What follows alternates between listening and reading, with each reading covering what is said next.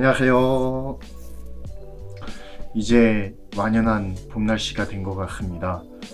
물론 하늘은 조금 흐렸지만 그래도 날은 굉장히 포근한 하루였던 것 같습니다. 여러분 안녕하셨어요. 하루에 한 챕터씩 책을 리뷰해드리는 리뷰와이즈 채널의 저는 강성모입니다.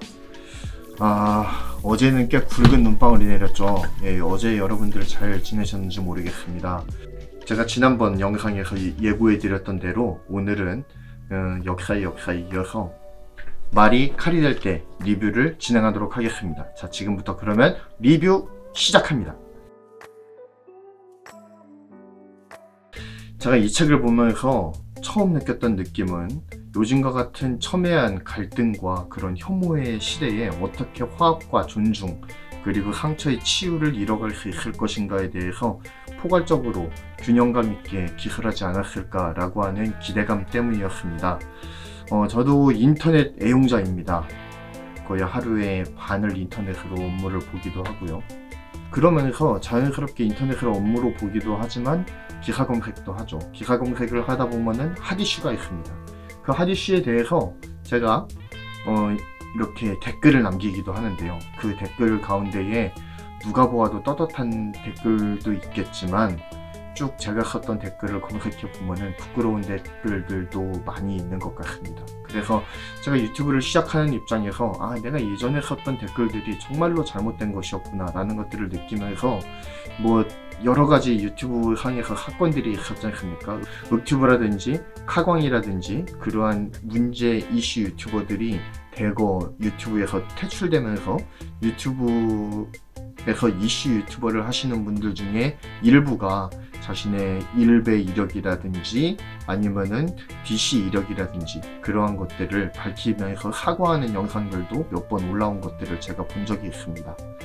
그리고 저도 이러한 혐오 표현에서 자유로울 수 없는 존재였기 때문에 그래서 나는 내가 가지고 있는 이러한 적대 감정들을 이쯤에서 청산하고 그리고 이제 클린한 인터넷 문화를 선도해 나가는 그런 착한 유튜버가 되어야겠다라는 다짐을 하면서 정말 이 책을 굉장히 기대감을 가지면서 봤던 것 같습니다.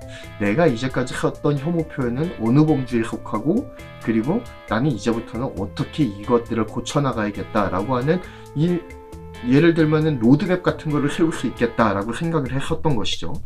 그러한 기대를 가지면서 이 책을 집어들게 되었습니다. 그러나 적어도 제가 리뷰를 위해 읽었던 이 책의 이미지는 제가 생각했던 이미지와는 약간 다른 것 같습니다. 뭔가 혐오 표현의 문제점과 그 대안을 제시했다라고는 하지만 그것들이 좀 편향된 것 같다라는 시선을 받았어요, 제가. 뭔가 혐오 표현에 대해서 굉장히 균형감 있게 다루면서 이러한 것들은 혐오 표현이기 때문에 우리들이 사용해서는 안 됩니다. 그리고 이러한 것들을 사용하지 않기 위한 대안은 이러이러한 것들이 있습니다. 라고 하는 것들을 이야기해 줄 줄 알았어요. 그리고 실제로 여기에서 그것을 이야기 안 하는 건 아닙니다. 그런데 그 포커스가 굉장히 편향되어 있다라는 생각이 들었습니다. 제가 이 책에서 느낀 문제점들이 몇 가지가 있습니다. 제가 그것들을 조금씩 이야기하면서 리뷰를 진행하고자 합니다. 우선 첫째로 혐오 표현에 대해서 지나치게 편향되게 해석하고 있다라고 하는 생각이 들었어요.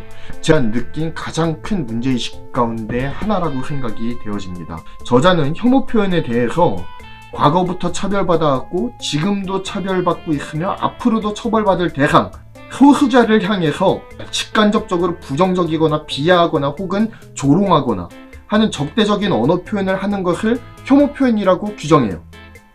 그러면서 그가 내세우는 소수자들이 누가 있느냐면은 여성, 소수 종교, 소수 인종, 그리고 소수 성적 지향을 가진 사람들, 이런 사람들, 그리고 장애인들을 예로 듭니다. 그 소수 외국인이라고 하는 사람들은 한국 사회를 기점으로 보았을 때에 이주 노동자라든지 조선족이라든지 아니면 중국인들이라든지 아니면 일본 사람들이라든지 그리고 해외 사례를 들 때에는 일본에 살고 있는 조선인 3세들 이런 예를 들면서 이들을 소수자라고 지칭합니다. 물론 제가 이러한 범주에 대해서 아주 부정하는 것은 아닙니다. 공감할 수 있어요. 소수자, 소수민족에 대한, 소수인종에 대한 물론 이들에 대한 혐오 표현은 굉장히 나쁜 겁니다. 제가 이거를 부정하는 것이 아니에요.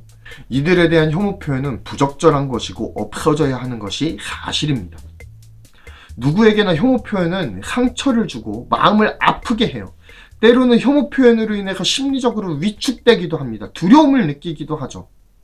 그리고 어느 누군가는 심리적인 압박을 느끼다 못해 이 혐오 표현 때문에 자신의 생사를 결정해야 되는 순간까지 오는 사람들도 있습니다. 어느 누구나 혐오 표현 때문에 삶과 죽음의 경계에 서게 해서는 안 된다고 하는 것이 저의 입장입니다. 그리고 저는 혐오 표현에 대해서 굉장히 비판적인 입장을 가지고 있습니다. 제가 혐오 표현을 했던 사람이긴 하지만 그럼에도 불구하고 수호지심을 가지고 있었어요. 부끄러웠어요. 왜 내가 그런 반응과 그런 댓글을 썼을까 하면서 얼른 쓰자마자 지운 댓글들도 굉장히 많이 있습니다. 제가 너무나도 부끄러웠기 때문이에요. 아무리 혐오의 사회에 살고 있다라고 하지만 그럼에도 불구하고 혐오 표현이 나쁜 것은 그것으로 말미암아서 한 사람의 삶이 혹은 여러 사람들의 혹은 집단의 삶이 피폐해질 수 있는 다분한 요소들을 가지고 있기 때문에 혐오 표현은 배제되어야 되고 배척되어야 되는 것이 맞는 것입니다. 혐오 표현을 해선 안 되는 것이죠. 그것이 맞아요. 그리고 이 측에서도 그 이야기를 합니다. 그것까지 부정하고 싶진 않아요. 아니요. 부정해선 안 되는 일이죠.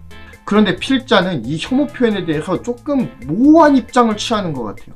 저는 뭔가 소수자를 향해서 다수자들이 하는 혐오 표현도 문제가 있지만 그에 대항해서 소수자들이 다수자들을 향해서 대항하는 표현들도 상당한 문제가 있다고 생각이 들거든요. 그래서 저는 혐오 표현을 다룰 때에 소수자에게 대하는 다수자의 입장, 그거를 주로 다뤄야겠지만 다수자에게 뿜어대는 소수자의 입장도 당연히 같은 비중에서 다뤄야 된다고 생각을 해요. 그런데 홍성수 저자는 여기에서 약간의 균형을 잃은 것 같다라는 생각이 듭니다. 예를 들면 이겁니다. 남자가 여자한테 된장녀, 맘충, 김치녀, 김여사 등 이렇게 부르면서 조롱하는 얘기는 소수자이며 약자인 여성을 비하하고 조롱하고 공격해서 위축되게 만들고 공포감을 조장하기 때문에 혐오 표현이 맞다라고 주장합니다. 필자는 여성들을 예로부터 사회로부터 차별받고 억압받고 있었다라고 봅니다. 그리고 지금도 여전히 차별과 성적인 폭행의 표적이 되고 있으며 앞으로도 그럴 것이다 라고 봐요. 그렇기 때문에 이런 약자 집단인 여성들에게 부정적 표현을 하는 것은 혐오 표현이며 해서는 안 되는 것이라고 이야기합니다. 반면 여자가 남자를 한남이라고 부르고 제기하라고 하고, 즉 제기하라는 말은 뭐죠? 죽으란 얘기예요. 나가 죽으란 얘기죠. 그리고 대놓고 6.9cm 소추 180 이상 안 되면은 루저라고 말하는 남성들의 여성 비하 표현과 비교했을 때 전혀 밀리지 않는 그런 강도 높은 혐오 표현을 사용하는 데에 대해서는 굉장히 너그럽게 얘기를 해요. 남자는 저런 얘기를 들으면 그냥 기분이 나쁠 수는 있지만 두려움과 공포감을 느끼진 않는다라고 얘기를 해요. 고로 남혐은 성립할 수 없는 거래요. 저는 굉장히 속이 상했던 게 바로 이런 지점이에요. 여혐은 인정하는데 남혐은 성립될 수 없는 거라고 이야기를 해요. 그거는 뭔가 어폐가 있죠. 혐오 표현이라고 하는 것은 어떤 대상이 다른 대상에 대해서 극단적으로 싫어하는 감정을 표현하는 거예요. 그게 사전적 의미라고요. 그러면 사전적 의미에서 봤을 때 남성이 여성들을 조롱하는 표현뿐만 아니라 여성이 남성을 조롱하는 표현도 당연히 혐오 표현에 속하는 거죠. 해선 안 되는 거라고요. 양자가 똑같이 해선 안 되는 짓을 하고 있는 거라고요. 그것에 대해서 설명해야 되는데 여기에서 홍성수 작가는 굉장히 여성 편향적인 태도를 취하더라는 겁니다. 저는 이게 굉장히 속이 상했어요. 사회의 통합을 이야기해야 될 지식인 계층에서 정말 이런 편향적인 것을 이야기하는 것이 과연 옳은 것이냐 라는 속상함이 제 마음 가운데 있었습니다. 너무나 편향적인 적대 표현에 잣대를 들이대는 것이죠. 여혐이 해선 안 될 이야기라면 남혐 또한 해선 안 되는 거예요. 여성이 차별받는 것이 부당하다면 역으로 남성이 차별받는 것 또한 부당한 거예요. 지금 저자를 비롯해서 수많은 사람들의 생각이 균형을 잃고 어느 한쪽으로 쏠려있기 때문에 서로가 서로에게 혐오 표현을 쏟아놓으면서 대립하고 있는 것은 아닐까요? 서로가 서로에게 다른 잣대를 들이대면서 차별을 조장하고 있기 때문에 혐오 표현이 도를 넘어버린 것은 아니냐라고 하는 것입니다. 저자는 혐오 표현을 개선하기 위해서 차별금지법의 제정이 필요하다라고 보고 있습니다. 혐오 표현에 대한 규제는 한 가지 방법이 통하지 않기 때문에 다각적인 규제를 해야 된다라고 이야기해요. 누군가가 다른 누군가를 공격하고 노골적이든 간접적이든 혐오의 감정을 표현해서 상대방의 존엄을 해치는 행위를 하는 것은 규제 대상이 돼야 되는 게 맞아요. 저도 기본적인 취지에는 공감합니다. 그러나 그 처벌의 대상을 정하는 잣대가 일정하고 편향됨이 없어야 된다라고 하는 것이 저의 입장입니다. 성별도, 종교도, 인종도, 경제 상황의 차이도, 혐오를 유발하는 모든 차이들에 대해서 양쪽이 납득할 만한 법안이 발의되어야 된다라고 생각합니다. 어느 누군가를 노골적으로 대변하는 그런 법안이 되어서는 안 된다라고 생각을 해요.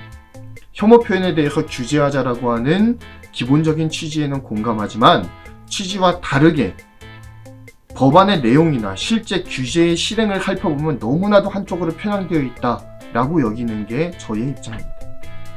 소수자와 다수자를 나누고 강자와 약자를 나누고 남자와 여자를 나누고 서로 다른 기준을 차별적으로 적용하고 어느 누군가는 절대적 피해자가 되고 어느 누군가는 절대적인 피해자를 만들어버리는 그런 법이라면 반대할 수밖에 없지 않을까요? 전 그렇게 봅니다. 법으로 규제한다라고 해서 혐오 표현이 과연 없어질 것인가? 거기에도 의문부호가 생겨요. 다각적인 규제와 제재만으로 혐오 표현이 없어질까요? 과연 그게 정답일까요? 미봉책에 불과한 건 아닐까요? 그런 질문이 계속해서 생기게 되는 것입니다. 저는 보다 근본적인 것을 건드려줘야 한다라고 생각합니다. 이 혐오 표현의 문제에 대해서 가장 중요한 문제는 이것이라고 봅니다. 서로가 서로를 동등하게 바라보는 것, 서로가 서로를 존중하는 것, 그리고 더 나아가서는 사랑할 수 있는 소중한 가치들을 가르쳐주고 정말 평등한 가치가 구현되는 사회 분위기를 만들어줘야 된다라는 거예요. 그렇다라고 한다면 혐오 표현의 문제는 자연스럽게 해결될 것이라고 봅니다. 또 혹자는 그런 분위기를 만들자고 차별금지법을 만들고 규제를 해야 된다라는 거 아닙니까? 라고 항변할 수도 있을 것 같아요. 법으로 모든 것을 규제할 수 있다고 여기는 법률 만능주의로는 혐오 표현의 문제를 해결할 수 없습니다. 중요한 것은 사람들의 인식 변화입니다. 남자와 여자는 평등하다. 장애인과 비장애인은 똑같이 존엄하다. 똑같이 존엄하며 똑같이 귀하게 대접받을 권리가 있는 존재라는 사실을 인정해야 돼요. 그런데 인정하고 있지 않잖아요. 여러 가지 잣대를 들이대면서 너희들은 이래서 안 돼, 저래서 안 돼 라고 하는 수많은 잣대들을 가지고 서로가 서로에게 들이대고 있는 거예요. 그러니까 서로가 서로에게 다른 잣대를 들이밀기 때문에 그 잣대에서 어긋나게 되면 혐오 표현이 난무하게 되는 거죠. 서로가 서로에게 다른 잣대를 들이대는 것, 그리고 그 잣대에 맞지 않다라고 생각하면 그 잣대에 맞추려고 하는 그 사고방식이 결국에는 서로를 상처나게 만들고 서로를 아프게 만드는 그런 악영향으로 돌아오고 있다라는 생각이 듭니다. 여러분들은 어떻게 생각하시나요? 저는 그러한 것들을 많이 생각했습니다. 말이 칼이 될 때를 읽으면서 기본적인 취지에는 공감한다. 혐오 표현은 없어져야 된다. 그리고 모든 사람이 존중받을 수 있는 사회를 만들어야 된다. 좋다. 여기까지는 동의가 되었습니다. 그렇지만 그 혐오 표현이 무엇인가에 대한 정의와 그리고 또한 누구를 소수자로 볼 것인가, 누구를 약자로 볼 것인가에 대한 차이점이 있었습니다. 그리고 강자가 약자한테 하는 혐오 표현과 약자가 강자에게 하는 혐오 표현은 똑같은 부정적 영향이 있다라고 하는 것이 저의 입장입니다. 반면 홍선수 작가는 그렇게 보지 않죠. 강자가 약자한테 하는 혐오 표현은 굉장한 문제가 있는 것이지만 약자가 강자에게 하는 혐오 표현은 대항 표현이다 라는 이상한 잣대를 들이대면서 서로를 조금 이렇게 차별적으로 보고 있는 것이 아니냐라는 그런 인식의 차이를 가질 수 있었던 책이 바로 이 말이 칼이 될 때가 아닐까라는 생각이 듭니다. 여러분들은 어떻게 생각하십니까? 여러분들은 이 땅에 혐오주의가 가득하고 그리고 서로 다른 진영에서 서로를 비판하는 수위가 너무나도 높은 시대에 살아가고 있습니다. 그런 시대에 우리들은 어떻게 이 혐오주의를 타파해 나갈 수 있을까요? 그리고 우리에게 만연한 이 혐오 표현들을 어떻게 하면 좀 더 완화하고 상생의 길로 나아갈 수 있을까요? 저자는 상생의 길에 대해서 차별금지법의 제정과 다각도의 규제를 말합니다. 그렇지만 저의 입장은 규제와 처벌과 그리고 법령 제정만으로는 혐오 표현의 문제를 완벽하게 해결하지 못한다 라고 하는 것이 저의 입장입니다. 그렇지만 딱히 대안도 없는 것 같습니다. 정말 죄송합니다. 제가 뭔가 대안을 내드렸으면 좋겠는데 저도 뾰족한 대안이 없어요. 저도 대안을 제시하고 싶지만 솔직히 너무나 첨예하게 대립 중인 이 사안들에 대해서 어떻게 하면 혐오 문제가 없어질지에 대한 제언은 저도 하기가 어렵습니다. 왜냐하면 정답이 없기 때문이죠. 사실 누군가를 좋아하는 것이 본능이듯 누군가를 싫어하는 감정도 본능이기에 어쩔 수 없는 부분도 있을 것입니다. 그러나 우리 모두는 세상에 살아가는 인간들로서 누구나 부정할 수 없는 인간으로서의 존엄함을 가지고 있습니다. 내가 소중하면 다른 사람 또한 소중합니다. 무언가를 규제하려고 하거나 아니면 무조건적인 특혜를 주기 이전에 서로가 서로를 존엄한 존재로 여기고 아끼고 사랑해줄 수 있는 그러한 장을 열어주는 것이 더 좋은 접근법은 아닐까요? 여러분들의 생각은 어떠십니까? 여러분들의 생각을 댓글에 남겨주시면 저도 저의 의견을 피력해 보도록 하겠습니다. 여러분들의 생각을 댓글로 남겨주십시오. 우리는 소통하는 채널이니까요. 자, 오늘의 리뷰, 말이 칼이 될 때 리뷰를 마치겠습니다. 감사합니다.